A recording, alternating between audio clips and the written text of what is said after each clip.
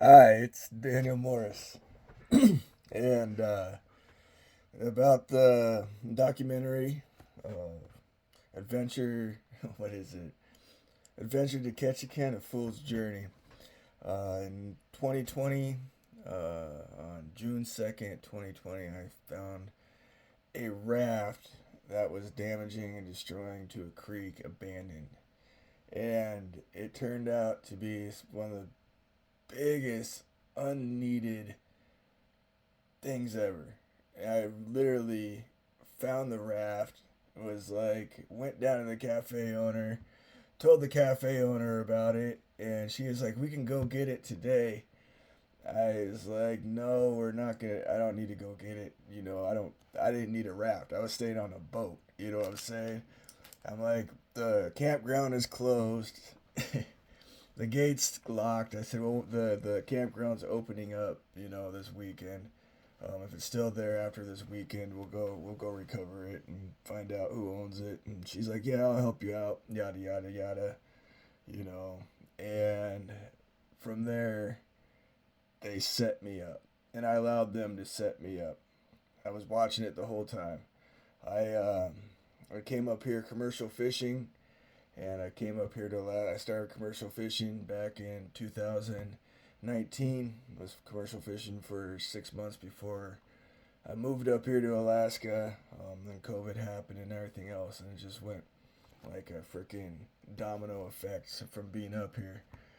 And when I got down to Ketchikan, I was on a bad boat. Bad boat, right? I should have stayed with the first company I was working for, United States Seafoods. They're awesome. If you want to go out processing, everything like that, go to United States Seafoods. They'll take care of you. But however, got down to Ketchikan, it just went downhill. I got a reference for a salmon boat from a church down in Washington from that my family goes to. Said they know of a couple of people at their church that have a son that's a sailor, a captain, and they got me onto that boat, and it's just been whatever. But the first week I was down there exploring Ketchikan, I found that um, stupid raft in the creek, and then they were setting me up for to get a theft charge. And I allowed them to do it because I saw it as an opportunity. I was disgusted by the way it looked. I was disgusted at the fact that these people that I just met, never that don't even know who I am, decided to um, set me up, everything like that. And you can just watch it. You can see what's involved, how it's happened. I have had history of, I have a criminal history. I've had history of being around people, the drug use, alcoholism, all that kind of stuff. And I, my mind's clear, clean and clear. And so things are seen differently, in perspective. And when you're really watching it happen, transpire, there's no like, oh, you're on drugs or you're on a bad trip or you're on a bad high. You're like, no, no, these people are actually doing this. And so this photo right here was taken on June 6th. That's the actual raft right there. That's Stephen Kirkland's raft. This idea of the documentary is so cool. Like, what I can do with this now is break it down for you. How even the public defender investigator testified that there's a trail from Stephen Kirkland's campsite coming down here to the raft. So Stephen Kirkland can grab his raft and drag it up to the campsite. Um, and he's supposed to be helping protect this. So don't get it wrong. Where camp host, their job is to uphold the rules and regulations of the Forest Service. And so he just embarrassed himself. Um if I go in closer, I mean, you can see when I'm able to do more detail, you can see the condition of it, and I mean that's all peeling paint, and the fact it's still sitting in the water. Like, what kind of outfitter does that? You know, he's supposed to be a professional outfitter of Alaska, and not only that, this is a creek that's designated for salmon spawning, like an ollie auction free getaway, you know what I'm saying? And not only that, this is a picture taking area. It's called a viewpoint. And so that's why I found it. I was like, man, this it doesn't sit right with me. You know what I'm saying? That's just ugly in there. And that's when I went and found Leslie Trelfa. She made my biscuits and gravy for me. But there's no trails or anything right here. There's no connecting. There's campsites up here, and they got little trails from over the years, but it's not like their U.S. Forest Service trails, you know.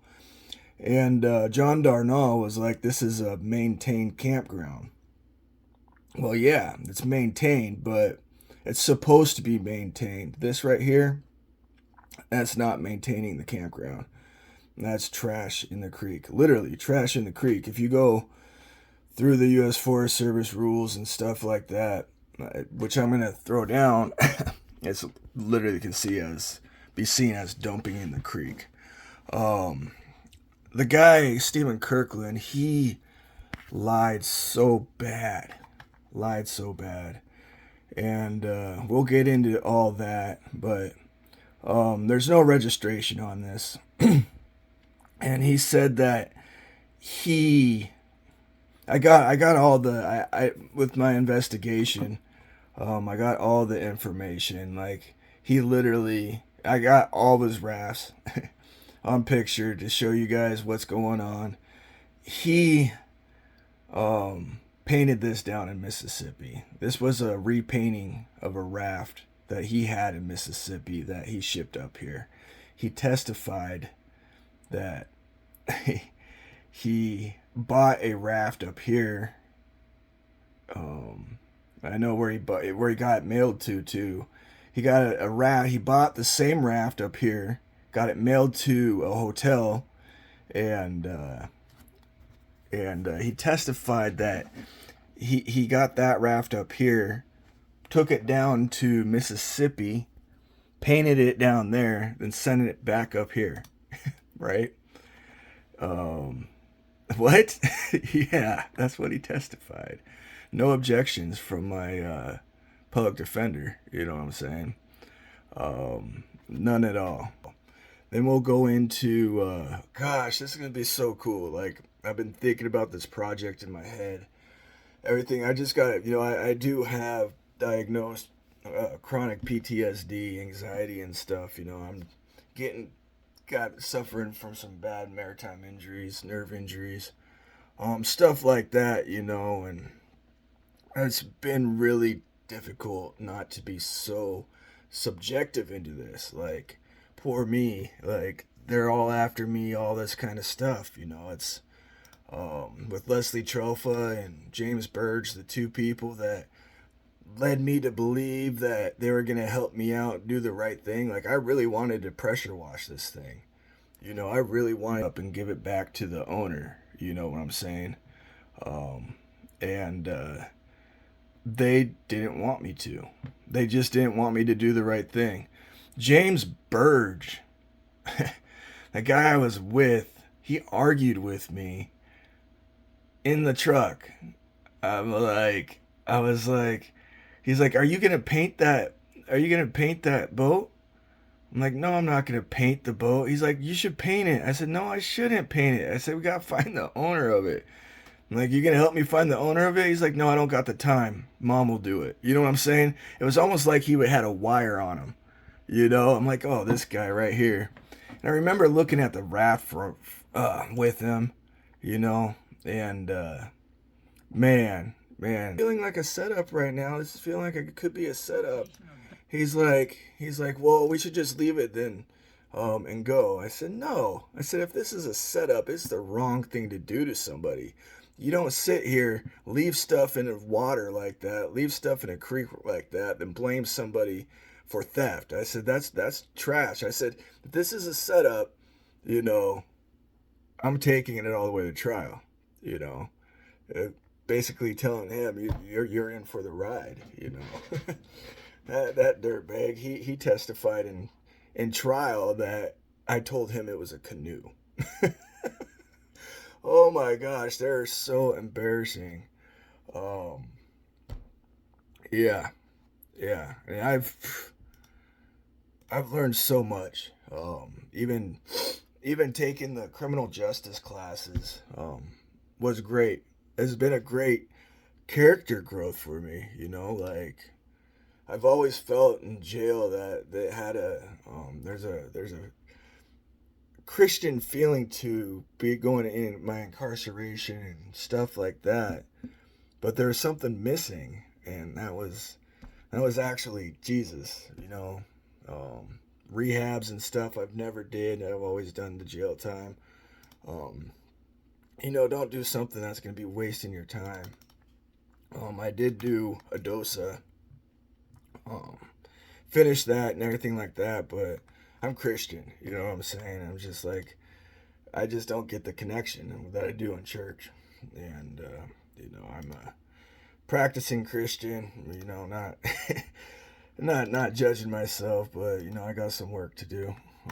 But anyways, finding out the criminal justice system, our court system, our jail system was is based on Christianity. The whole everything, you know what I'm saying? If it wasn't that Christian basis, people would still be getting beat, you know, interrogated and everything like that, getting beat up and all kinds of stuff. Like they didn't have back back then the jails, the prisons that we do now, you know, um, which is pretty cool. But it's like, man, how do you trying to find you know, like what can I do with this? You know, what can I do? What can I do with this documentary? How can I bring it out and explain stuff and which is really cool. I got a good storyline. I got everybody. You know what I'm saying? That's what I set out to do, was just get everybody that was involved first and go from there. And I got everybody that was involved. You know, kept stuff in my pockets. I post on there, Ketchikan theft reporting, June 9th. You know what I'm saying? Storm from Ward Lake today, June 9th, 3 to 4 p.m. Look how many shares that got. 92 shares, 35 comments. And I commented on this one. I should have taken a picture.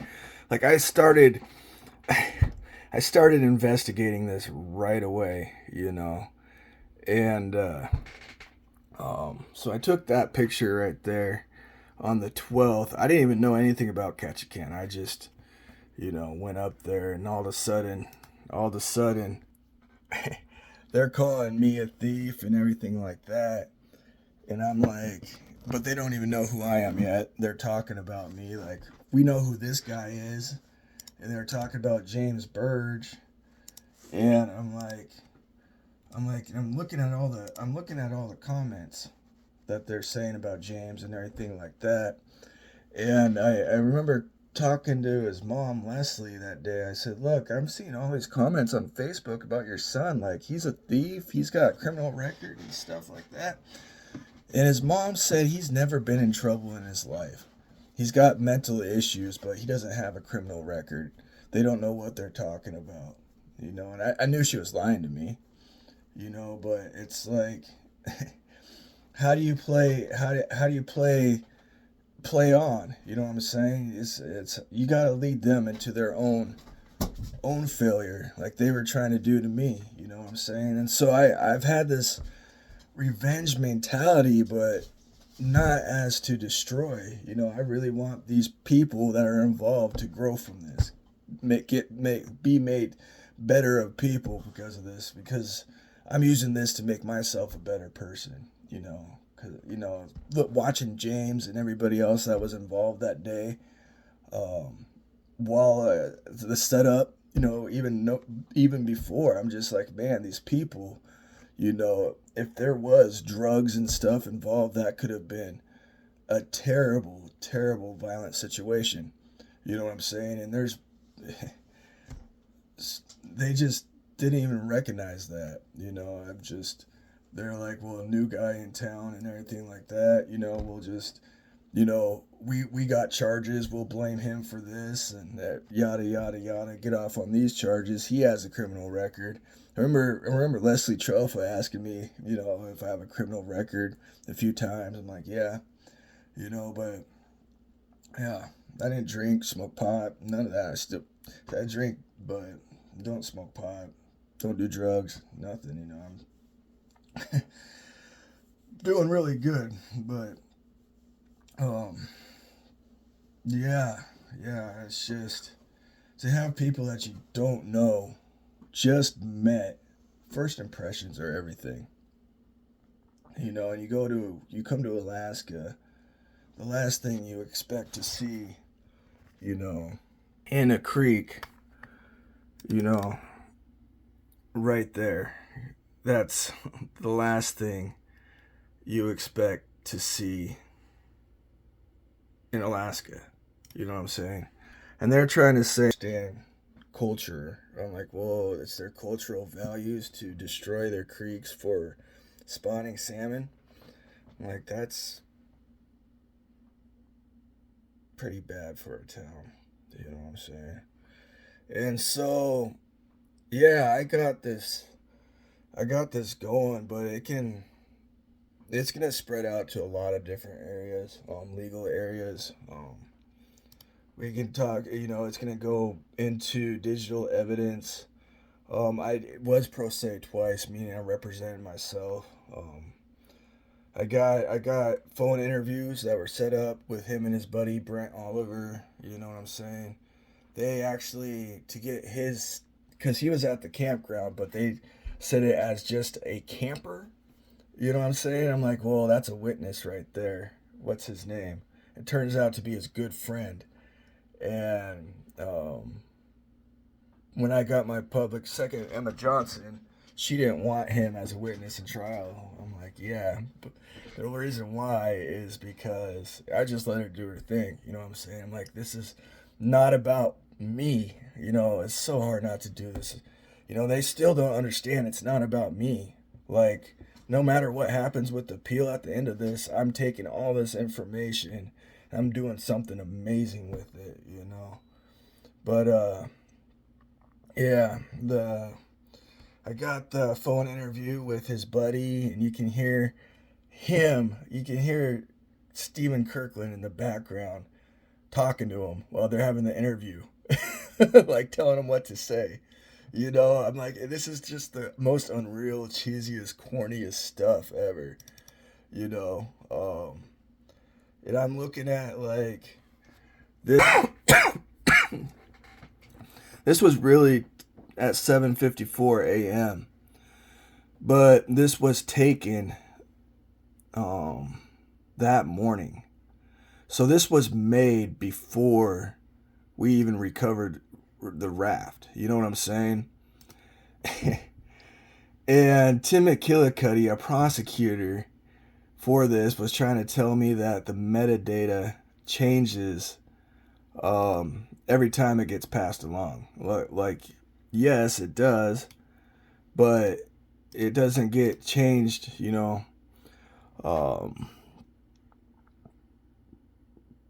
see, this is July 8th. I gotta go deeper into it, but see how this is obviously cropped. So when you crop a screenshot, it redoes the original screenshot, redoes the metadata in the back. And so we'll be going over digital evidence, how they crop this. Why, could you picture them? Like, this is off of Stephen Kirkland's phone. Could you picture them texting back and forth in the morning? Like, here, let's text this back and forth. We're going to use Ketchikan theft reporting. Bam, bam, bam. We got the evidence right there. It's for the prosecutor. You know what I'm saying? Just totally bad. And it's embarrassing, And so I'm able to go through the metadata. We'll be explaining the metadata, screen chopping. The judge can't allow evidence like this. We'll go into that. This is going to be some really good debatable stuff. Like, what the judge is allowed to let that into the court. You know what I'm saying? But if there was any screen cutting or altering that destroyed the metadata in the back of the the image, at the original time the camera took it, there had to be an order for that to be done. I'm not able to think of it off the top of my head, but there has to be a order for that to be trimmed and cropped out of there. Same thing with any videos, like a suppression order, motions to suppress. So like we're looking at we'll go over here, like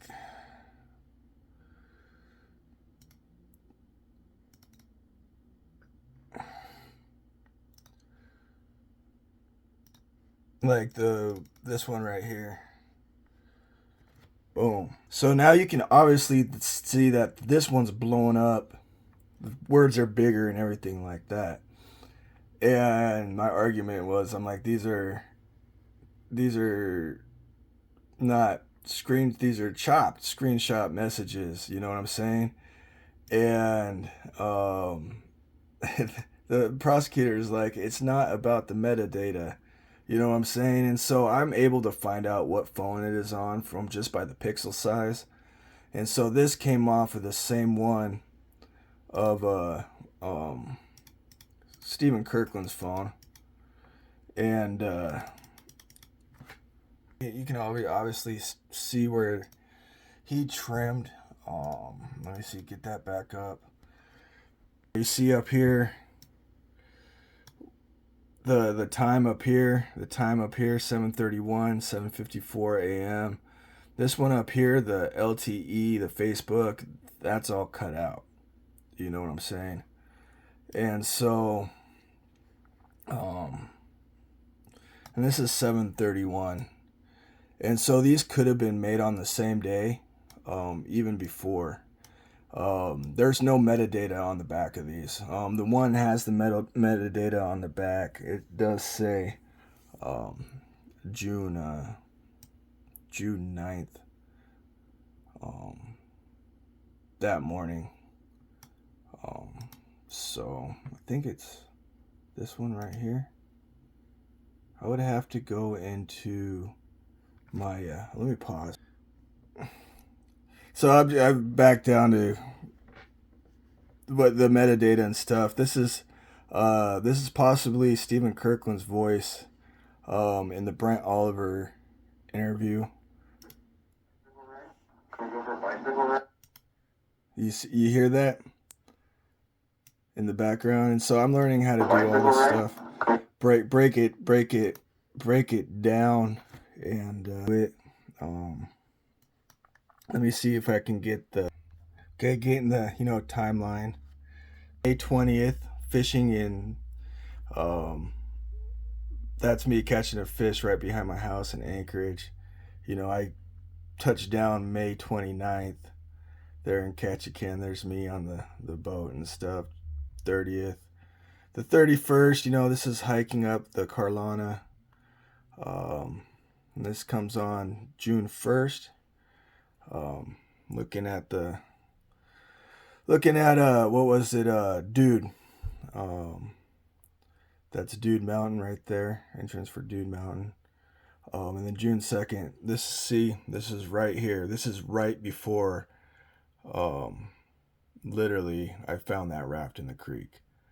And it'd be over here. This is the frog ponds right there. This is literally June 2nd, and so you see June 2nd right there. June 6th, I went and took up the picture, and I know the Camp Cat right there. I did talk with these people, and I am gonna see if I can get the records on who was in this campsite, because they'd remember me. They should. The old couple with the camp kitty. And I even asked them that day. I said, "Do you guys know of a camp host here?" They're like, "No, we haven't seen anybody here doing any type of camp host responsibilities." And I said, "Okay." Took that picture. Went for my night hike. Um, all the way up there. You know what I'm saying? Went for my night hike, my water dip in the morning to pray and stuff like that. Um, yeah, I'm like, this, I really, really thought it through. I was like, man, if I go through with this and they're not, they're trying to set me up, what am I going to do? And I said, I'm gonna do the right thing, you know. And that's been the toughest part, the doing it objectively and not subjectively. Like even with knowing that these guys set me up, tipped off, everything like that, how do I not take that personally? Well, it's not personal. It's about doing the right thing with the raft, and growing towards that, and it's like you cannot tell on somebody for breaking the law when they're not breaking the law. You know what I'm saying? So I'm just like, yeah, they're not. I didn't break any law. Then they have people there in the town that wanted to escalate it up and do like, oh, they snitched on you and everything like that. I'm like, they didn't snitch on me. Like this, they set me up, but I wasn't doing anything wrong, And so I'm like, yeah, I don't get it. Like, anyways, this is what I was saying. The metadata. James Burge, June 9th, 8:46 a.m. So that right there for this screenshot right here, this was made at 8:46 a.m. that morning. Before I recovered the raft with James Burge. And that says it all right there. And the fact that this was cropped, even you can see like the screen size details right there.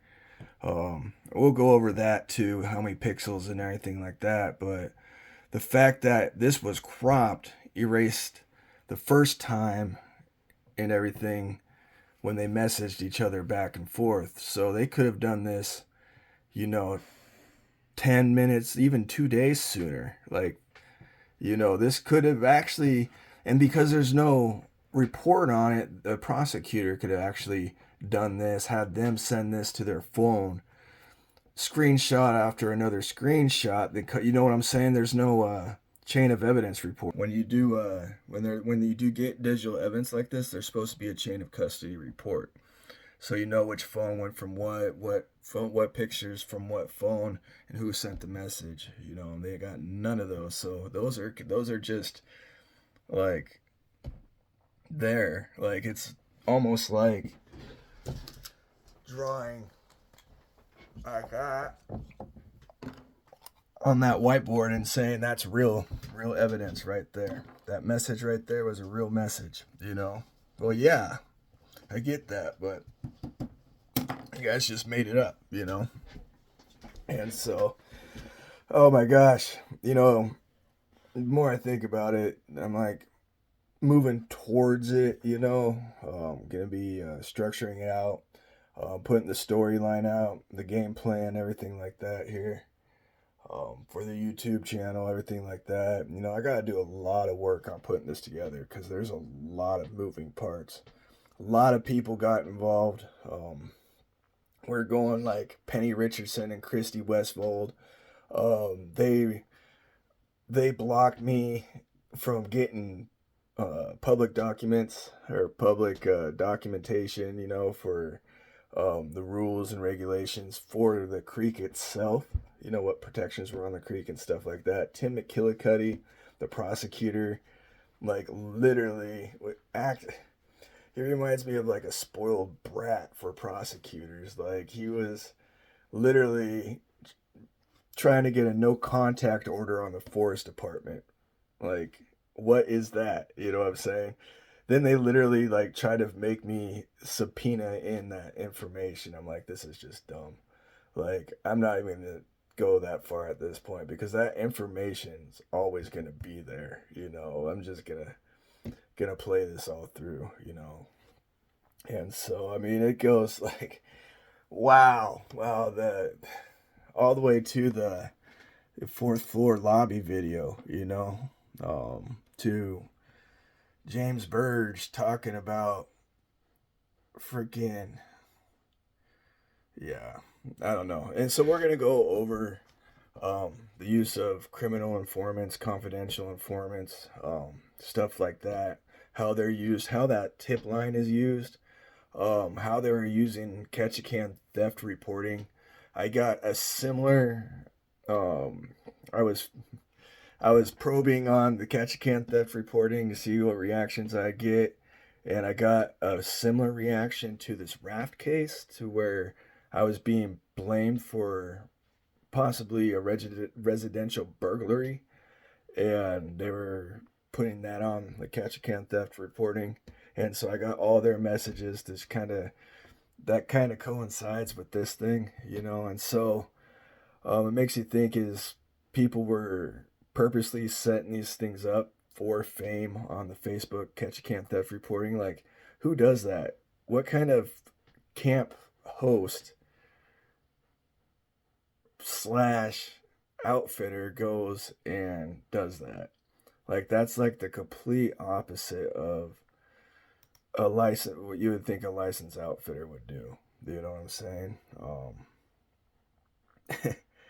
Yeah, they charged me for the wrong boat even. Like, I got a bigger boat, more expensive, everything. Like, it's just so far out there. Like, exaggerated, but I'm not exaggerating.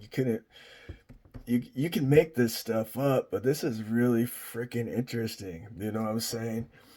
I'm like, wow, like, I'm really watching this guy talk with jury members while eating lunch with them. You know what I'm saying? As like it's supposed to intimidate me or something. And he's sitting there mean mugging me while I'm walking by, like, what are you gonna do about it? Then they follow me into the courtroom. I'm like, oh my gosh, this is stupid. I just wanted to start recording them right there. But I'm like, nah, I just go see what my public defender says about it, because that should have been stopped right there. Immediately, my public defender should have been upstairs, like, what's going on here? Should have been, but nope. She's like, no, that's okay. You don't have to worry about it. I'm like, are you sure? She's like, yeah, it's okay. I'm like, okay. Yeah, you are like, this is supposed to be her first trial, too. I'm like, she just destroyed her her future. She'll never be a trials attorney after this one, and it's not my fault too. I was actually trying to rooting for her to have a good trial, but it's, yeah, once they say it's not what they did wrong, it's if you did something wrong, then you're like, yeah, I'm just gonna go through with it then. The trial, they think the trial is gonna be the end game, but it's not. That's like a checkpoint. Um, but think I did get this in appeal, so we'll see how that goes. You guys stay blessed. Um, yeah, I'm liking it. Adventure to Ketchikan, a fool's journey. Boom.